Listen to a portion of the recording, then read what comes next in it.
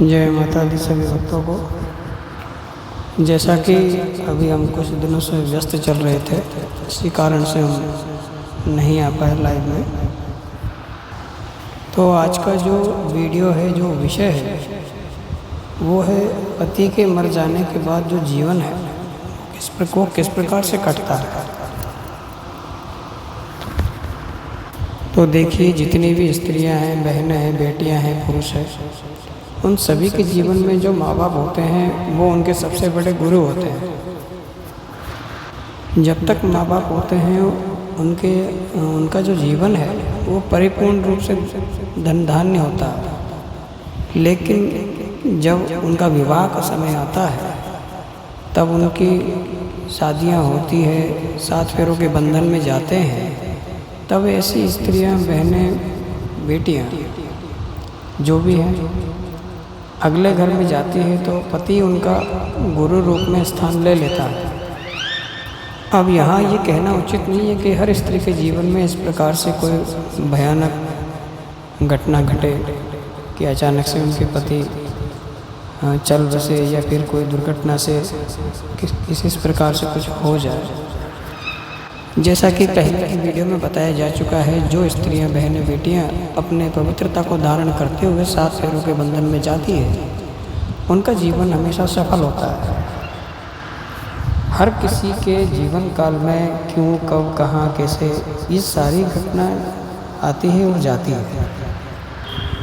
तो जो नारी अपने आप में पतिव्रता को धारण करती है, पवित्रता को धारण करती है और एक विधि विधान यानी जेन्युइन तरीके से चलती है अपने जीवन काल में और अपने कर्मों को सही तरीके से निभाती है, उनका जीवन हमेशा सफल माना जाएगा।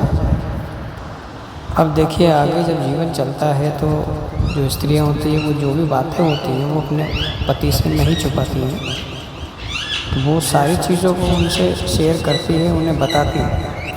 एक बुरे समय में जो पत्नी अपने पति का साथ दे वही पत्नी कहलाती है। बाकी आज के समय में सभी को मालूम है कि किस किस प्रकार से पत्नियां अपने पति ऊपर अत्याचार करती हैं, ठीक है। कई प्रकार से उनको प्रताड़ित करती हैं, कई प्रकार से उनको झूठे मुकदमों में फंसाती हैं, कई प्रकार से किसी अन्य के साथ मिलकर अपने पति की हत्याएं करवा देती है या कई प्रकार से उनको जहर देकर मार डालती है। ये सब हो ही रहा है क्योंकि कलयुग है भैया।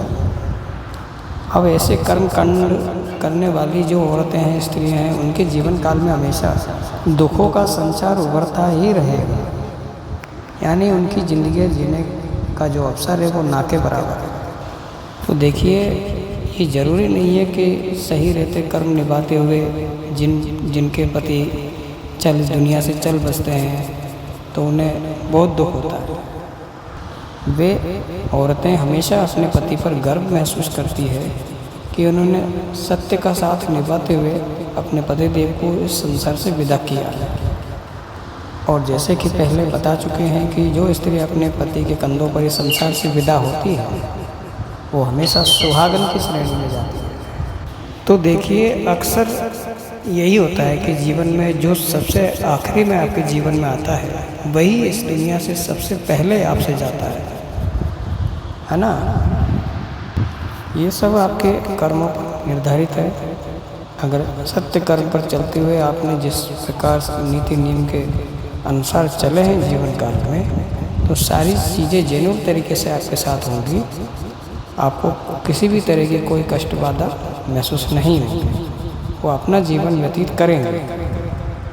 अब जो स्त्रियां जिनके पति मर जाते हैं उनके बाद में वो इधर उधर भटकती हैं, दूसरी जगह अपना विवाह करने की सोचती हैं, फिर दूसरी जगह नहीं बैठता है तो तीसरी जगह करने की सोचती है, तो उनका जीवन ये भटकती हुई दुनिया में इसी प्रकार से भटकते रहना लिखा है, क्योंकि उनके कर्मों में कहीं न कहीं ऐसी त्रुटियां हैं जिनको उन्होंने पूर्ण नहीं किया।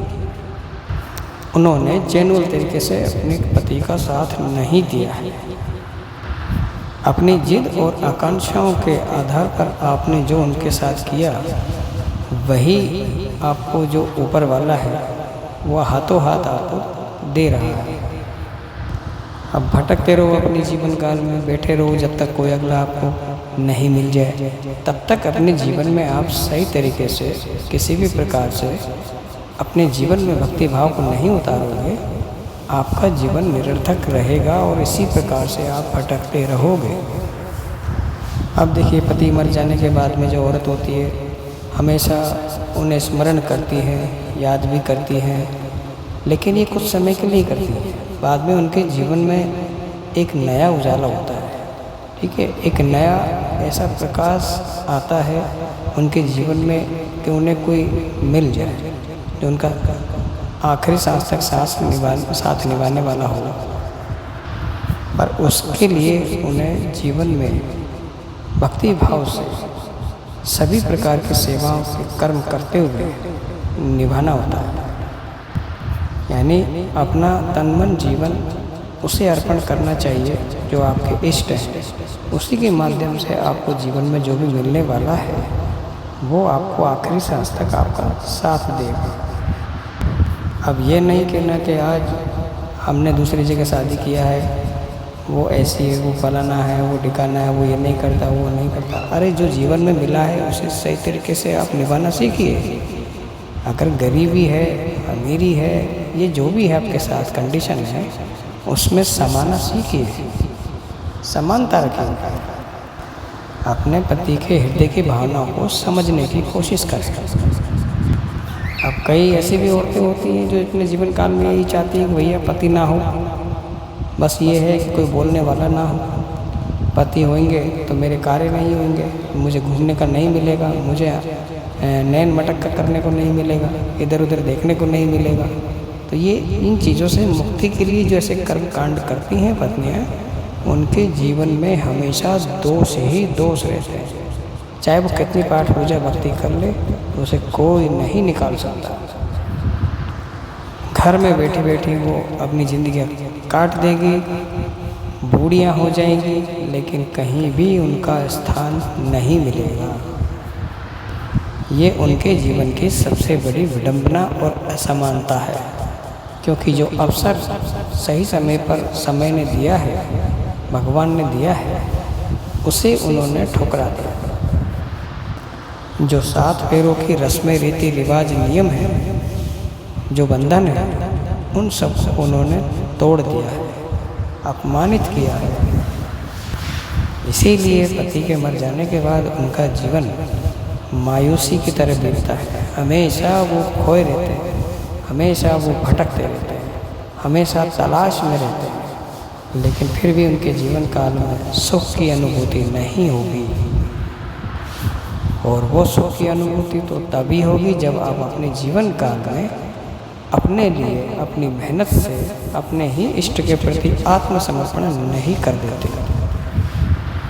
तो यही कहना चाहते हैं कि जो भी बहन बेटियां, स्त्रियां हैं, औरतें हैं, वो अपने जीवन में हमेशा जिस भी प्रकार से अपने जीवन को काट रही है, वो कभी अपने पति को प्रताड़ित ना करके उन्हें दोष ना दें, उनकी कठिन भावनाओं को समझें, उनकी परिस्थिति को समझें, क्योंकि वो अपने परिवार और आपके लिए बहुत मेहनत करते हैं।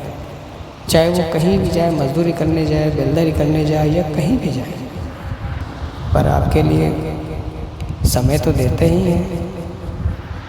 तो कम से कम उनका इतना मान तो रखिए कि वो अपने परिवार के लिए आपको छोड़कर मेहनत मजदूरी करते हैं, आपके पीछे, आपके बाल बच्चों के लिए करते हैं, फिर भी आप उसमें समाने की कोशिश नहीं करते। तो देखिए, अगर आपको अच्छे से जीवन काटना है तो अपने कर्मों को सुधारिए और समझने की कोशिश करें। बस इतना ही कहना चाहूँगा। जय माता दी सभी को। हर हर महादेव। शंभो सूत्रधारी। अलग निरंजन।